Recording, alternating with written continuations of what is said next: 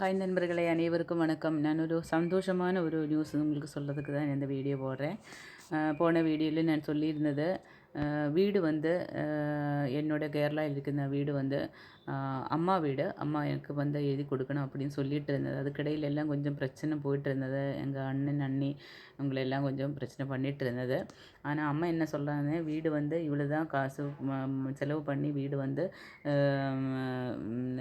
Maintain பண்ணி வச்சுருக்குது. அதனால் வீடு வந்து அவளுக்கு போகணும். அதே மாதிரி எங்கள் அக்காவுக்கு வந்து உடம்பு சரியில்லாமல் இருக்குது. அக்காவையும் பார்க்கணும். அது வந்து அண்ணி பார்க்க மாட்டேன், கண்டிப்பாக பார்க்க மாட்டேன். அதனால அம்மா வந்து என்ன தெரியும் அம்மாவுக்கு நான் நல்லபடியாக பார்க்குவோம் அப்படின்னு. அதனால வீடு வந்து நான் தான் நான் எனக்கு தான் கொடுக்கணும் அப்படின்னு சொல்லிட்டு இருந்தது. அதுக்கிடையில் அண்ணனும் அண்ணியும் பிரச்சனை பண்ணிட்டுருக்காட்டி ஒரு பயம் இருந்தது. அப்போ வந்து ஒரு பிரச்சனை வந்து எப்போவுமே என் மனசில் வந்துட்டு இருந்தது. நான் இங்கே இருக்குது, அம்மா கேரளாவில் இருக்குது, அம்மா உட்காந்து தனியே வீட்டில் இருக்குது, அண்ணனும் அண்ணி ஏதாச்சும் பிரச்சனை பண்ணுமோ அப்படின்னு எல்லாம் சொல்லி எனக்கு ஒரே சங்கடமான சூழ்நிலை தான் போயிட்டு இருந்தேன் நான். அதுக்கிடையில் நான் வந்து தைரியமாக கடவுளை நம்பிக்கை வச்சு நான் சாமிக்கு கிழக்கிறப்பாவுக்கும் மந்திரம் பண்ணிகிட்டு இருந்தது. അപ്പോൾ இந்த ലൈവിൽ ഞാനിപ്പോൾ 48 നാൾ മന്ത്രജപം பண்ணிட்டு இருந்தேன். நான் எந்த ஒரு வேண்டுதலும் வைக்கல. நான் அப்பாவுக்கு ஒரு வேண்டுதல் வச்சுருந்தது. ஒரு வேண்டுதல் வச்சுருந்தேன். அது வந்து அவரோட இடம் கொஞ்சம் சேல் பண்ணிவிட்டு எனக்கு கடன் பிரச்சனைலேருந்து வெளியே வரணும் அப்படின்னு சொல்லிவிட்டு அது கொஞ்சம் சேல் பண்ணிவிட்டு அது கொஞ்சம் அட்வான்ஸ் அமௌண்ட் வந்துருச்சு. பேலன்ஸ் அமௌண்ட் வரதுக்கு கொஞ்சம் லேட் ஆகும். அப்போ அது கொஞ்சம் ஒரு பக்கம் எனக்கு அப்பா கிளியர் பண்ணி கொடுத்துருந்தாலும் இந்த ஒரு பயம் எனக்கு எப்போவுமே இருந்துகிட்டு இருந்தது. இப்போ என்னன்னா ரீசெண்டாக அவரே டக்குன்னு அம்மா ஊரில் வர சொல்லி அம்மா அவர்கிட்ட இந்த வில்பத்திரம் அம்மா கொடுத்து விட்டுருக்குது. எப்படின்னா அண்ணன் வந்து அம்மாவுக்கிட்டே சொல்லிடுச்சு, ஒன்றும் பிரச்சனை இல்லைம்மா, நீ அவளுக்கே கொடுத்துடு, அவளால் தான் உங்களை பார்க்க முடியும்.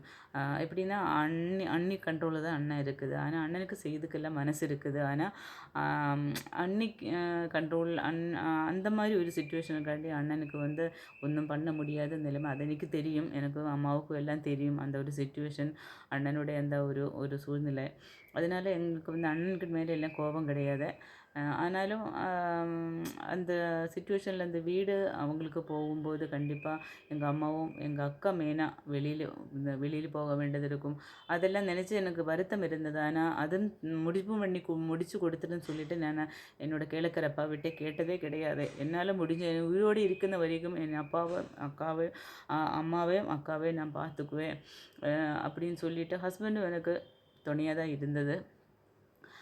அப்படி அந்த நிலைமையில் நான் போயிட்டு இருக்கும்போது இந்த ப்ரேயரில் வந்து இந்த 48 நாள் ஆகலை. அதுக்கு முன்னாடி என் அப்பா எனக்கு இது வந்து பண்ணி கொடுத்துருக்குது. நீ கவலைப்படாத, உன்னை ஒன்று ஒரு காலத்தில் உன்னை கஷ்டப்படுத்த வைக்க மாட்டேன் நான், நீ என் மேலே வைக்கிறேன்னு அந்த நம்பிக்கை அந்த அளவுக்கு நான் சாமிக்கிட்டே வச்சுருந்தது. கிழக்கிறப்பா விட்டு அத்தை சிவப்பா கிட்டே நான் அந்த அளவுக்கு நம்பிக்கை வச்சுருக்குது. எனக்கு எந்த ஒரு கஷ்டம் வந்தாலும் நீ என் கூட இரு அப்படின்னு மட்டும்தான் என்னோடய சிவப்பாவுக்கிட்டே நான் கேட்டிருக்குது. ஒரு கடவுளாக நான் பார்க்கல, என்னோடய அப்பாவா, என்னோடய அண்ணனா, என்னோடய தாத்தாவா, எப்படி அந்த மாதிரி ரிலேஷன் தான் என்னோடய சிவப்பாவுக்கு நான் கும்பிட்டு இருக்குது, தியானம் பண்ணிட்டு இருந்தது.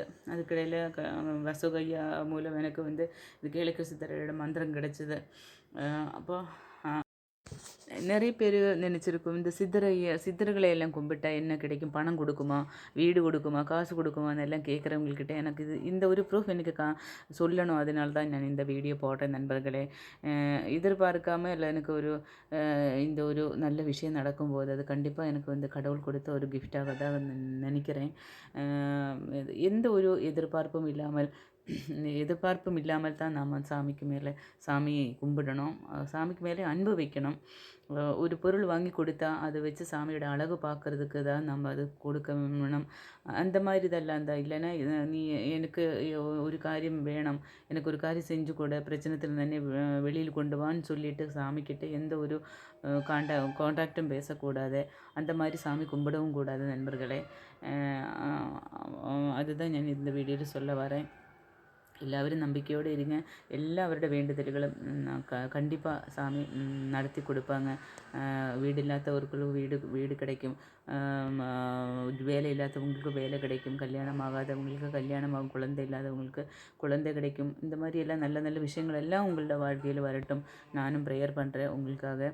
இந்த 48 நாள் லைவில் வந்து அவ்வளோ எல்லாம் ஆள்கார் வருന്നത് கிடையாது. ஏதோ 1, 2 பேர் மட்டும்தான் அப்படியே இருந்து பார்க்குறதுன்னு நினைக்கிறேன்.